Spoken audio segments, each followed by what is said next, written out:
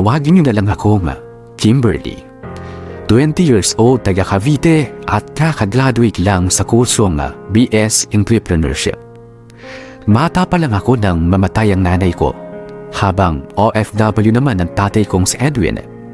At dahil nag-iisa nila akong anak at walang ibang mapag-iiwanan sa akin, lumaki ako sa pamilya ng pinsan kong si Aina. Magkaedad lang kaming dalawa, kaya siya ang naging karamay ko sa halos lahat ng bagay. Bago pala makalimutan sabihin, isa nga pala akong MBSB o no boyfriend since birth. Hindi kasi ako yung tipong ligawin. May mga magkagustuman, puro hanggang panlalandi lang at hindi naman ako nililigawan talaga. Well, hindi naman ako nagmamadali sa pag-ibig. Bata pa naman ako kaya alam kong marami pang pwedeng mangyari sa buhay ko. Pero hindi ko naman inakala na magbabago pala ang lahat nang umuwi ako sa probinsya namin sa Bicol.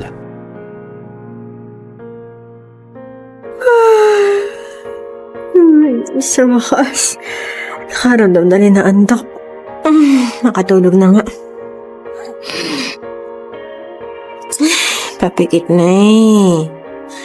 Sa oras na ng gabi, bakit naman may tumatawag pa? Si Matthew? Ano naman kayang problema na lalaking to? Tagalan namin nag-usap kanina eh. Ay, pasawi talaga. Hello? Hello? Kimberly? Oh, ano na namang meron, Matthew? Huwag mo sabihin hindi pa tapos yung pangungulit mo, ha? Madaling araw na, oh. Magpatulog ka naman. Eh, pasensya ka na eh. Hindi ko na kasi napigilan eh. Ha? Teka, bakit ba ganun yung boses mo? May problema ba? Kimberly. Ano ang meron? Yung totoo. Ano nga? Alam mo ikaw, kapag pinagtitripan mo lang ako ngayon, humanda ka talaga sa akin bukas, ha? Pasensya ka na eh. Hindi ko kasi alam kung paano ko sisimulan yung sasabihin ko sa'yo, pero seryoso ako. Seryoso ako, Kimberly. Seryoso ba saan? Diretsahin mo na nga. Kapag ikaw nakatulugan ko, wala talaga tayo gusto kita! Ano? Kimberly, gusto kita. Teka lang ha. Matthew, bangag ka ba? Lasing, nagjo-joke, nanditrip? Kasi halos isang linggo mahigit pa lang tayo magkakilala. Tapos biglang sasabihin mo ngayon na gusto mo ako? Kung maladyosa siguro yung ganda ko, baka maniwala pa ako sa'yo eh. Kaso hindi. Gumising ka nga.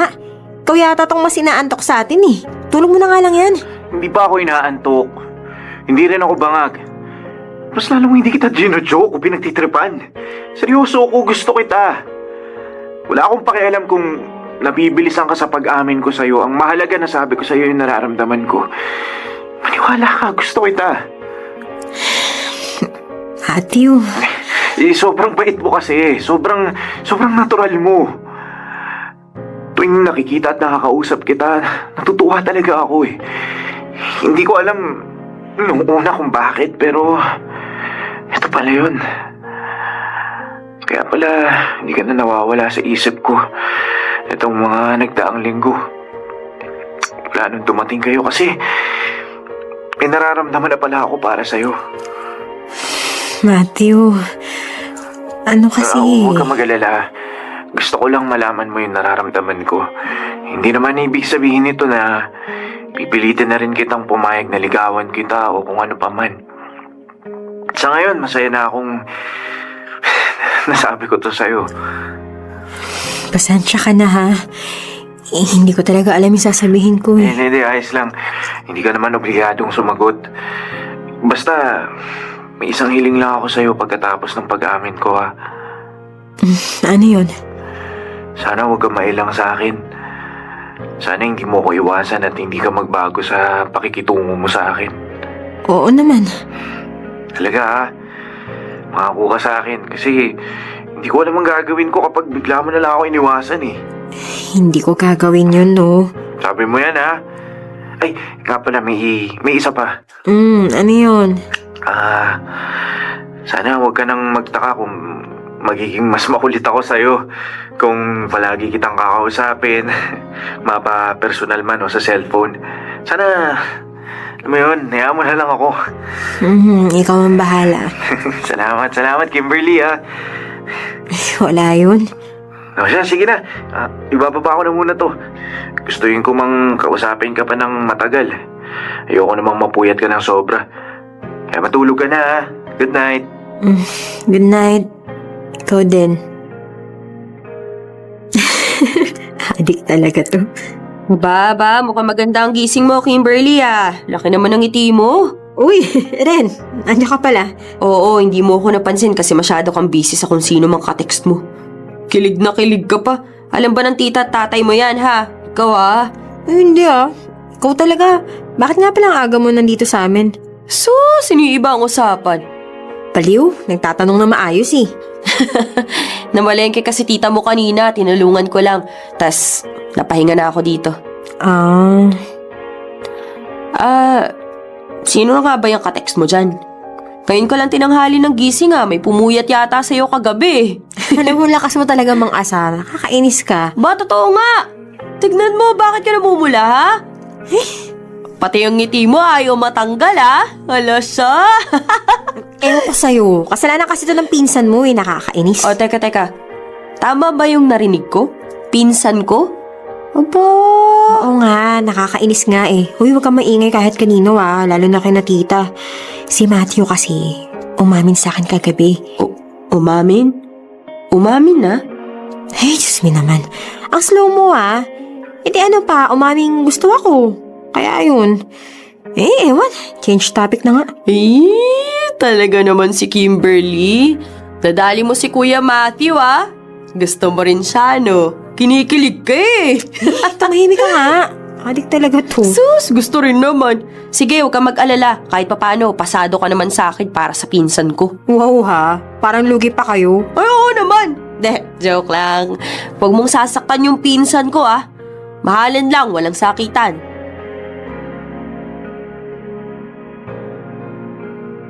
Sa tatlong magpipinsan, pinaka-close ko talaga si Ren. Kaya nga hindi na ako nag-aalangan na ikuwento sa kanya ang pag-amin ng pinsan niyang si Matthew sa akin. Mas nauna ko pa nga siyang kwentuhan kaysa kay Aina.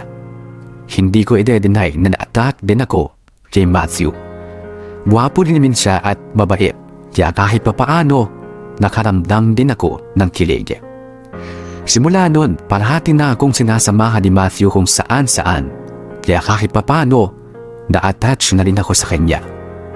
Pero isang linggo pa lang mula nang umamin siya sa akin, bigla na lang siyang hindi nagparamdam. Hindi ko alam kung bakit o kung ano ang nangyari. Kaya ang ginawa ko, hinayaan ko na lang siya.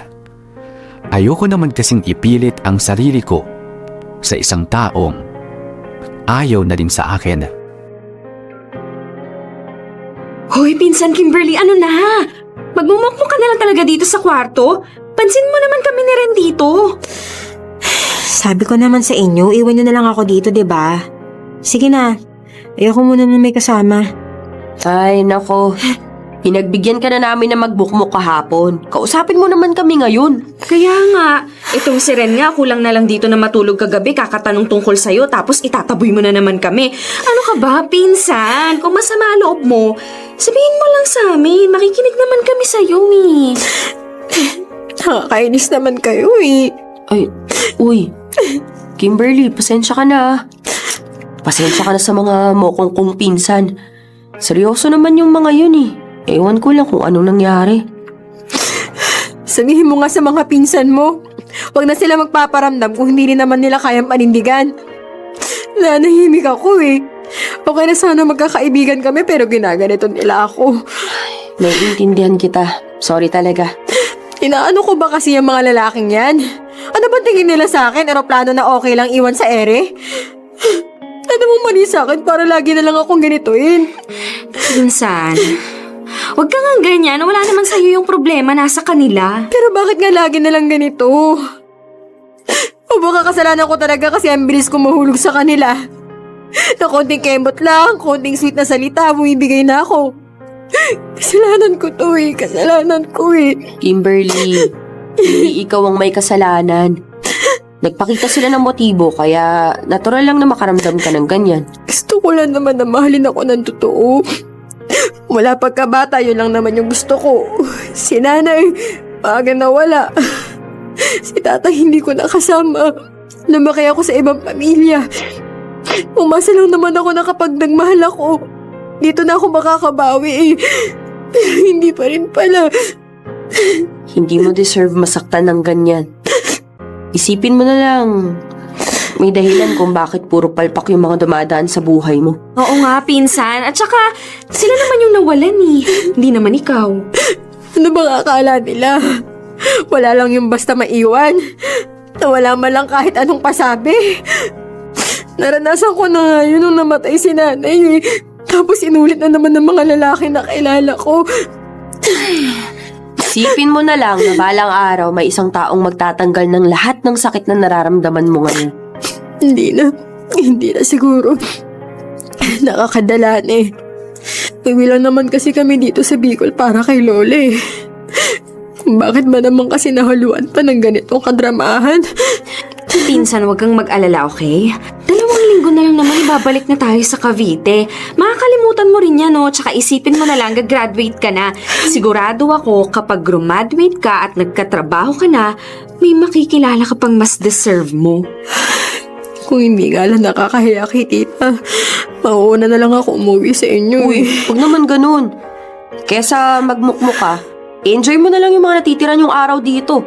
Pwede tayong mamasyal, mag-swimming o kung ano mang gusto mo. Sasamahan kita o kayo ni Aina. Oo nga, nandito naman kami ni Ren para sa'yo. Mag-enjoy na lang tayo at kalimutan mo yung mga mokong na yun.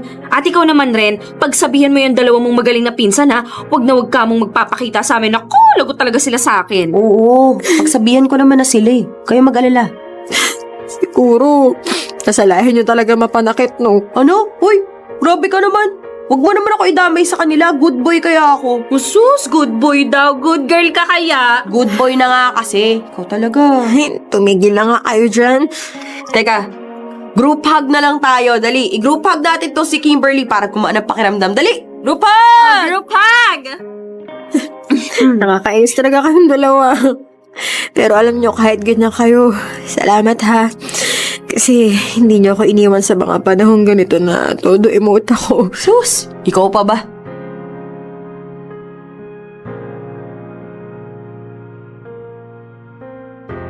Mula nga noon, wala na akong ibang inisip kundi sulitin na lang ang natitirang araw namin sa Bicol.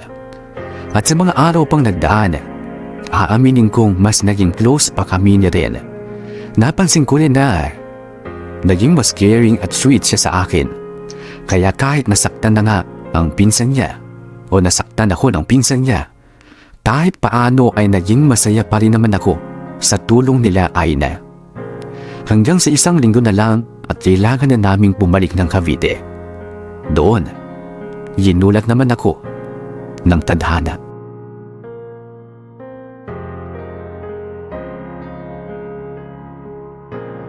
Pinsan, siya pa! Last na to, pinsan na. Medyo hilo na ako eh. Pumasok ka na sa loob kung hindi mo na kaya. Samahan kita. Pinsan! Pasok na ako ha. Ay, naantok na ako eh. Nahihilo na ako. Daya naman eh. Nakakabitin ka talagang kasama sa inuman. Dapat kasi, magsanay ka na para hindi ka nahihilo agad. Eh, sa susunod na lang. Ikaw, para lasing ka na eh. Matulog ka na nga rin. Huwag ka na masyadong mag-umaga dyan ha. Una na ako sa inyo. Aina, samahan ko na si Kimberly ha. Baka magsuka pa to eh. Sige lang, bahala kayo. Basta kami, happy-happy pa rin dito. Woo! Cheers pa! Uy, kaya ko pa. Ikaw naman oh. Alam mo, feeling ko minsan ang tingin mo sa akin bata. Sobrang ang malalay eh. Mamaya matumba ka pa dyan eh. Halika na, Eh. tulog ka na dun sa kwarto para makapagpahinga ka. Inom kasi ng inom, hindi naman kaya. Grabe naman to. Purkit kayo, sanay na sanay. Huwag ka nang sumagot, mahiga ka na. Sige na. Okay na ako dito. Salamat balik ka na dun. Sige na. Oh, Reka. Bakit umupo ka pa dito sa tabi ko? Balik ka na sa inuman. Ayos lang ako dito, no? Ano ba? Kung iniisip mo baka magsuka ako o kung ano man. Hindi, no? Hilo lang ako pero hindi ako lasing. Matino pa nga mag-isip po. Matino pa yung Dami mo pag-iisip namang ko. sinasabi. Eh, kasi naman ang OA mo eh. Ano ba ako, pasyente na kailangan bantayan? Ayaw mo bang nandito ako? Bakit pa pinapaalis mo ko? Eh, para makainom ka na uli dun. Tsaka para makatulong na ako. Ay, good night. Teka lang, wag mo muna akong tulugan. Ano bang problema mo? Kuya, talasingin, kulit mo eh. Hindi ako lasing ah. Ano? Teka, ano mo nahawakan yung kamay ko? Hayaan mo lang ako. Matagal ko nang gustong gawin to eh. Ano? Ano ba pinagsasabi mo? Akin na yung kamay ko. Shh. Hayaan mo lang sabi ako eh. Ano bang? Shh. May sasabihin ako sa'yo. Ano masasabihin mo? Kimberly, mahal kita. Ano? Pasensya ka na. Alam kong nagulat ka. Pero matagal ko nang gustong sabihin sa'yo to eh. Bago ka pa pormahan ng dalawa kong pinsan, alam kong gusto na kita. Pero hindi ako nagparamdam agad kasi ayoko naman makipag-agawan pa ako dun sa dalawa. Alam mo rin, baka lasing ka lang eh. Hindi ako lasing. Alam na alam ko lahat ng sinasabi ko. Mahal kita, Kimberly. At hindi ako papayag na makakaalis kayo dito nang hindi ko nasasabi yung totoong nararamdaman ko para sa'yo. Pero rin, Sana kahit ganito ako, kahit hindi ako totoong lalaki, matanggap mo ako. Kasi yung pagmamahal ko sa'yo, totoong totoo to eh. Ren, Sana bigyan mo ako ng pagkakataon. Sana hayaan mo akong mahalin ka. Alam kong magiging mahirap ang sitwasyon kasi magkakalayo tayo pero ayokong isipin na magiging hadlang yun. Kimberly, wala ka ba talagang sasabihin kahit ano? sorry hindi ko kasi alam kung... Naiintindihan ko naman kung medyo naiilang ka, kung naninibago ka. Pero eto talaga yung nararamdaman ko para sa'yo eh. Kaya sana tanggapin mo, sana hayaan mo lang ako. Mahal talaga kita. Hindi ko kasi ito ina-expect eh. Kahit ako naman eh. Hindi ko inaasahang lalalim ng ganito yung nararamdaman ko para sa'yo. Kaya nga hindi na ako nakatiis. Nag-ipon na talaga ako ng lakas na loob para umamin sa'yo. Sigurado ka ba talaga sa sinasabi mo? Siguradong sigurado. Siguro hindi mo napapansin pero lahat ng mga ginagawa kong pag-aalaga at pag-aalalay sa'yo mula noon hanggang ngayon para iparamdam na mahal kita. Pero ikaw kasi, sa sobrang palakaibigan mo, hindi mo napapansin lahat yun. Akala mo siguro wala lang lahat. Ano kasi... Huwag ka mag-alala. Kung hindi ka pa handa, kaya ko namang maghintay. Naiintindihan ko kung may takot pa rin dyan sa puso mo dahil sa mga lalaki na nakit sa'yo. Ayos lang sa akin maghintay. Totoo ba talaga yung mga sinasabi mo? O baka nga lasing na lasing lang ako. Hindi lang talaga ako makapaniwala eh. Totoo nga. Gusto mo ba kurutin pa kita? Adik ka talaga. Di bali na maging adik kung ikaw naman ang dahilan. Ay, baliw. Basta, hihintayin kita. Ikaw ang bahala.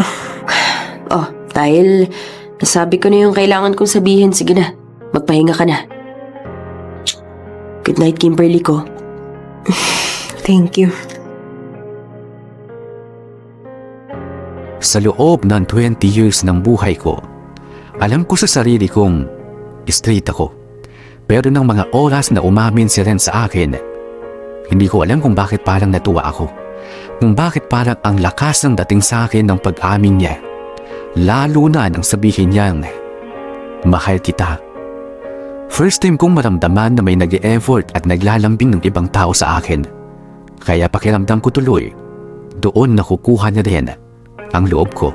Hindi ko maiwasan ang matakot. Siyempre hindi ko pa nararanasan ang magkaroon ng karelasyon bago ang lahat ng ito. Inisip ko rin ang mga sasabihin ng ibang tao dahil kapwa akong babae ang manliligaw ko. At higit sa lahat, natatakot din ako sa magiging reaksyon ni tatay sa kung anong magiging tingin niya sa akin. Yun nga lang, sa kabila ng mga takot at pag-aalinlangan ko, ang totoo, masaya talaga ako kay Ren. Hindi ko lang alam kung kaya ko ba talagang sumugal para sa nararamdaman naming dalawa. Sa kabila ng pagkalitong naramdaman ko, hinayaan ko lang na magpatuloy ang kung anong meron sa amin ni Ren. Kung dati siya na laging nauunang maglambing o mag-effort, ako na ang gumagawa minsan. Isa pa, hindi ko pa itatanggi na parang lalaki na rin naman ang tingin ko sa kanya. Bilang bihis at kilos lalaki na rin naman siya talaga. Hanggang sa 3 araw na lang bago ako umalis ng Bicol, nagkaroon ako ng desisyon sa sitwasyon naming dalawa. Sabi na nga ba ikaw yan eh. Tara sa loob. Galing naman ang Kimberly ko. Alam agad na ako. Sa araw-araw ba namang nandito ka? Malamang kabisado ko na ano. Sabi mo eh. Nga pala, para sa'yo. Oh, sunflower? Ang ganda, thank you. Sarap mong tignan lalo kapag ganyan ka kasaya. Oh, ayan ka na naman sa mga titig mo ha. Ikaw talaga? Bakit? Masama ka na bang titigan? Hindi naman. Ano lang kasi. Ano? Ikaw talaga. Nga pala, may sasabihin ako sa'yo. Ano yun? Lapit ka, ibubulong ko sa'yo. Ay naku, kapag ako pinagtripan o kaniniti mo lang sa tenga, lagot ka talaga sa akin. Ito na. Ano yun? Mahal kita. Mahal na mahal. Ay, kainis ka. O bakit? Hindi naman kita pinagtripan o kiniliti ah. Sinabi ko lang namang mahal kita eh. Oo na, ewan ko sa'yo. Cute talaga ng mahal ko, namumula. Ibig sabihin ba niyan, mahal mo na rin ako? Uy, tignan mo nga ako. Bakit tinatago mo yung mukha mo? Nahiya pa siya. Dahil sa kakulitan mo, may sasabihin din ako sa'yo. O, ano yun? Lapit ka rin. Uy, mukhang ako yata pagtitripan mo eh. Uy, hindi ah. Wala ka bang tiwala sa akin? Siyempre, meron. Ito na nga, lalapit na. Ready ka na. Oo. Teka, ano ba kasing... Mahal din kita. Ha? Tama ba yung narinig ko? Pwede bang isa pa? Lakasan mo. Gusto kong marinig ulit. Oh, hindi. Wala nang ulitan. Gusto mo ba, bawiin ko na lang? Uy, hindi. Okay na yun. Okay na. Mahal din ako ng mahal ko! Sa wakas! Akala ko, hindi ko na maririnig yan hanggang sa makauwi kayo eh. Pero, hintayin mo muna ako makagraduate bago maging tayo talaga, ha? Kahit kailan pa yan, ready ako maghintay. Ang mahalaga, alam kong mahal mo rin ako. Kasi, ako, mahal na mahal talaga kita. Pero, bukod doon, pwede bang isa pang favor? Oo naman, ano yun? Pwede bang sa atin dalawa lang muna to? Kasi alam mo naman na never pa ako nagka-boyfriend, di ba? Baka lang kasi magulat yung mga tao kapag nalaman nila to eh. Na alam mo na, parang hindi pa rin kasi talaga ako handa eh. Oo naman, walang problema. Ang mahalaga naman sa akin eh, ikaw. Tayo. Basta wag tayo magmamadali ha. Maging masaya lang tayo, saka i-enjoy natin kung ano man yung meron tayo ngayon.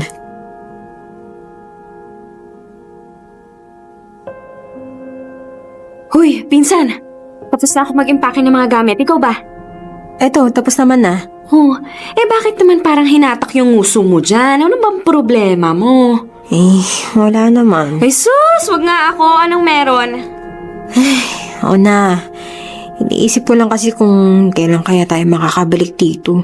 Paalis pa nga lang tayo. Pagbalik na agad yung iniisip mo. O bakit? May maiiwan ka ba dito? Paano kung meron nga? Ay! Teka.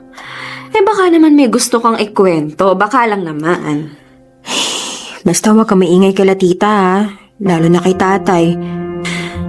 Oo naman, Diyos mio ka, mula pagkabata, magkakampi na tayo. Ngayon ka pa ba magdududa sa akin? Grabe to. Loka. Ano kasi, Sasabihin mo ba o sasabihin mo? Ito na nga, 'di ba? Si Ren. Ano kasi, gusto niya ako. Tapos, gusto ko rin siya. O ayun! Sa wakas, sinabi mo na rin sa akin. Ha? Pansin ko naman ramdam na ramdam ko. Hinihintay lang din talaga kitang magkwento. Nahalata mo? Ibig sabihin, baka mahalata rin nila tita. Insan, chill ka lang. Walang alam sila mama. Ang dating sa kanila, sobrang close lang talaga kayong dalawa. Kaya, kalma ka lang, okay? Sigurado ka, ha? Oo naman, tiwala ka lang sa akin. Oh, so paano? Welcome to the club! Isa ka ng bay! Uy, insan. Anong gagawin ko? Masaya ako kay Ren. Masaya kami. Pero paano kapag hindi kami natanggap nila tita o kaya lalo na ni tatay? Ano ka ba? Huwag kang ang nega dyan. Malay naman natin, di ba? Pero kasi, sa totoo lang ha, minsan kahit ako sa sarili ko, nalilito pa rin ako eh. Parang atrasabante pa rin ako. Alam mo yun? Oo, alam mo, kung talagang mahal mo si Ren, dapat tanggap mo siya. Mahal ko naman siya eh. Pero, Ayun na nga, pero. Mahal mo, pero may pero. Siguraduhin mo muna sa sarili mo. Baka kaya hindi mo pa matanggap masyado kasi baka hindi pa sapat yung nararamdaman mo. Pero basta sa huli, ang mahalaga naman masaya ka. At saka kasi, baka kaya ka ganyan, naninibago ka pa. Tsaka syempre, hindi naman natin ine-expect na sa tulad ka ni rin mahuhulog. sa bagay. Basta hayaan mo lang yung emotions mo. At saka alam mo, wala ring pinagkaiba yan sa ibang relasyon. Baka nga mas maging madali pa para sa'yo yung sa inyo ni Rene. Kasi syempre, yung foundation iba. Feeling ko mas solid, tsaka mas maiintindihan nyo yung isa't isa.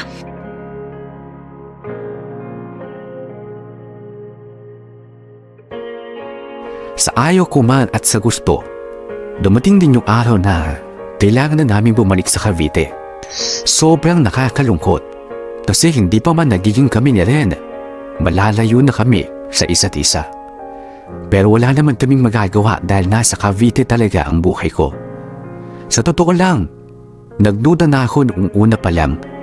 Iniisip ko na siguro hindi rin magtatagal at baka iwan na lang akong bigla ni Ren dahil magkalayo kami. Nagkamali ako. Dahil kahit hindi na kami magkasama, consistent siya sa pagiging ma-effort niya sa akin. Parati siya naghahanap ng oras para makausap niya ako. Kaya naman, mas lalo akong nahulog sa isang katulad ni Ren. Ano ba yan? Sino ba tong chat ng chat? Tawag na nga ako kay Ren eh. Storbo naman eh. Ano ba? Sinong Gina naman to? Bakit naman galit na galit sa akin? Hala, malandi at mga agaw daw ako. Dahil sa akin nagluwalay daw sila ni Ren. Ano? Ano ibig sabihin ito? Matawag si Ren. Hello? Hello, mahal ko. Bakit ang tagal mong tumawag? Hindi na tuloy ako nakapaghintay. Ano kasi? Nagpapamiss ka naman masyado eh. Ren, sino si Gina? Ha? Gina? Sino yun? Hindi ko alam. Kaya nga ako nagtatanong sa'yo eh. Teka, bakit parang galit ka? Hindi ko kilala yun. Ano bang meron sa kanya? Kaya hindi ako agad nakatawag sa'yo dahil meron ako natanggap na message galing do sa Gina yung pangalan. At galit na galit siya sa akin. Kasi kesyo inago daw kita sa kanya, sinira ko raw yung relasyon nyo, malandi raw ako, masama raw ako babae. Teka. Wala akong kilalang Gina. At kung sino man siya, hindi totoo yung mga sinasabi niya. Sigurado ka ba? Oo naman. Pinagdududahan mo ba ako? Alam mo namang hindi kita magagawang lakuin eh. Sana nga totoo yan. Hala, teka lang naman mahal ko. Nagsasabi ako ng totoo, maniwala ka sa akin. Alam mo naman na Irene ang pangalan ng huli ko naging girlfriend, diba? At 3 taon na kaming wala.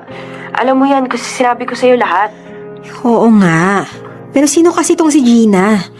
Bakit ganito yung mga pinagsasabi niya sa akin? Hindi ko rin alam. Pero please, tiwala lang sa akin, okay? Wala akong kilalang Gina. Siguro, may gusto lang manira sa atin, kaya ganyan. Mahal na mahal kita, Kimberly. At wala kang sinirang kahit ano. Magtiwala ka lang sa akin. Kung iniisip mo, baka katulad lang din ako ng ibang nanakit sa'yo, nagkakamali ka. Hindi kita kayang saktan. Kaya huwag mo nalang pansinin yan, ha?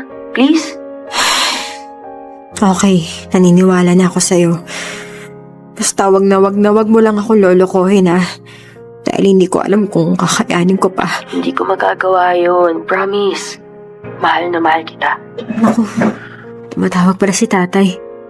Eh, grabe yung gulog-gulog na itsura ko dito sa paglilinis dito. Teka nga, magalit na naman ako kapag hindi ko nasagot yung video call niya. Hello po, tay. Anak, kumusta? Ayos naman po. Kayo po, kamusta po dyan, tay? Okay naman din kami. Break time namin kaya nakatawag ako sa iyo ngayon. Kumain na po ba kayo? Oo, katatapos ko nga lang halos eh. Mabuti naman po. Pasensya na po kung makalat dito sa paligid ko Nag-aayos pa po kasi ako ng gamit eh. Lata nga eh, pero bakit naman ganyan itsura mo? Po? Bakit po? Pagupit ka ba ng buhok mo? Sobrang ikli naman yata. Parang gupit lalaki ka na tuloy. Po? Ay, nako hindi po tay. Itinali ko lang po yan. Mukhang maikli lang. Ganun ba? Siguro ang labo na talaga ng mata ko.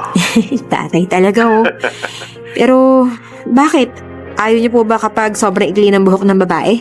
Misa kasi nagbumukhang tomboy o lalaki na eh. Kaya parang hindi magandang tingnan. Bakit? Ayaw niyo po ba sa tomboy? Hindi naman sa ayaw. Wala naman akong problema sa kanila. Hindi ko lang alam kung kaya ko bang tanggapin kapag nasa pamilya mismo. Mahirap kasing ganun eh. Kasi halimbawa lang ikaw naisip mo parang gusto mong magpakalalaki. Siyempre, gusto ko din naman ang apo. Oo nga po. Kaya anak, kapag mag-aasawa ka, alam mo na may 4 na apo lang masaya naman ako. Malalaman po natin, tay. Abangan ko yan, anak, lalo na ngayon gagraduate ka na rin, tapos magkakatrabaho. Sa mga apo lang, ayos na ako. Teka, tinatawag niya yata kami. Tatawag na lang ulit ako, anak, Mag-iingat kayo dyan. Masama na lang ako sa mga tita at pinsan mo. Sige po. Sa totoo lang, parang nalungkot ako nang marinig ko ang sagot sa akin ni tatay. Hindi ko pa man naiisip na ipakilala si Ren sa kanila. Pakiramdam ko, hindi nila kami matatanggap. Pero sa kabila ng pangambang yun, tuloy pa rin ang kung anong meron sa amin ni Ren. Habang tumatagal kasi, mas lumalalim na rin ang relasyon naming dalawa. Mas lalo kong napapatunayan sa sarili ko na totoong mahal ko na talaga siya.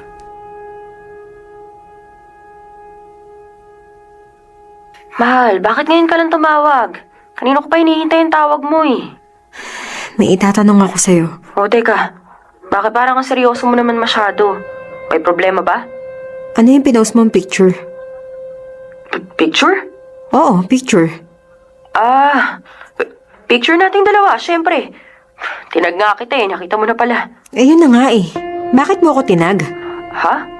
Ano namang masama? Pati ba yun bawal? Hindi ka man nag-iisip? Paano kung dahil doon mabuking tayo nila tatay? Nakakainis ka. Nakahid naman sa tatay mo yung post Pati sa iba mong kamag-anak, ano bang problema doon? Kahit na. Hindi ibig sabihin na sigurado na walang makakakita. Kaya bago pa mangyari yun, burahin mo na. Ano? Seryoso ka ba? Sa loob ng ilang buwan natin, ngayon lang ako nag-post. Huwag ka naman masyadong praning sa isang post lang. Hindi ako praning. Nag-iingat lang. Ano ba mapapala mo sa post na yon? Burahin mo na lang kasi para walang problema. Gusto ko lang ipagmalaki sa iba na masaya ako sa atin. Isang picture lang naman yun Bakit ginagawan mo pa ng issue? Ren naman. Intindihin mo naman ako Burahin mo na kung ayaw mo mag-away tayong dalawa. Alam mo, minsan, hindi na kita maintindihan talaga Hindi mo ba naiisip na baka sobra na yung mga hinihiling mo sa akin? Lagi na lang ikaw ang pinagbibigyan ko Relasyon natin to, hindi lang ikaw mag-isa dito. Pinagbibigyan kita pero sobra-sobra na. Diyos ko naman, Ren. Alam mo ang OA mo. Pinapadelete ko lang naman yung post, ang dami pang sinasabi. Hindi mo ba ako naiintindihan talaga? Ganyan mo ba ako kinakahiya? Ano? Ano sinasabi mo? Pwede ba? Hindi mo talaga alam, no? Akala mo wala lang sa akin yung mga ginagawa mo? Matanong nga kita, may bala ka ba talaga ipakilala ako sa pamilya mo? Kailan, ha? Hanggang kailan tayo magtatago ng ganito? Kasi nahihirapan na ako eh. Diyos ko, ito na naman tayo. Bakit ba ayaw mong tumigil sa tanong na yan, ha? Halos araw-araw na lang naririnig ko yan sa'yo eh. Hindi ka ba nagsasawa rin? Bakit? Masama bang hangarin na makilala ako ng pamilya mo? Bakit ba kasi hindi ka makapaghintay? Sabi ko naman sa'yo, di ba, darating din tayo doon. Kailan ba kasi tayo darating dyan sa sinasabi mo? Puro ka darating pero parang wala rin naman nangyayari. Alam mo yung pakiramdam ko na parang naghihintay lang ako sa wala. Kimberly, ang hirap. Nakapaghintay ka naman noon, di ba? Bakit parang nagmamadali ka ngayon? Ano, hindi mo kaya maghintay? Naiinip ka na? Kaya ganyan ka ngayon, ha? Ano? Hindi naman sa ganun. Ang sa akin lang, bakit parang hirap kang ipakilala ako? Dahil nga buwebelo pa ako. Hindi naman kasi basta-basta yung hinihiling mo eh. Sana isipin mo muna kung ano yung pwedeng isipin ng pamilya ko, di ba? Bago ka mag-demand ng ganyan. Hanggang kailan ka bubuelo? O baka naman kinakahiya mo lang talaga ako. Baka hindi mo lang talaga ako kayang ipakilala sa tatay mo. Baka pinapaasa mo lang talaga ako sa wala. Ano sabi mo? Naiintindihan mo ba yung sinasabi mo, ha? Naririnig mo ba talaga yung sarili mo? O siguro, hindi mo pa rin talaga ako natatanggap. Siguro hindi mo pa rin maisip na dati akong babae na tomboy ako, ano? Ganun ba? Ano bang pinagsasabi mo, ha? Bakit ba kung ano-ano yung binibintang mo sa akin? Bakit? Hindi ba totoo? Na hindi mo pa ako tanggap? Kasi kung oo, sana noon pa nagawa mo na ako ipakilala. Pero hindi. Wala akong ibang narinig kundi ipapakilala rin kita na puro konting hintay lang. Alam mo kung yun ang gusto mong paniwalaan, bahala ka sa buhay mo. Nakakairita ka na eh. Nakakapagod magpaliwanag sa ayaw tumanggap ng paliwanag. Huwag mong isisi sa akin lahat dahil sinusunod lang din naman kita. Pwede ba? O sino? Ano? Gusto mong sisihin ko ang sarili ko sa mga kakulangan mo? Ganun ba yon? Ewan ko.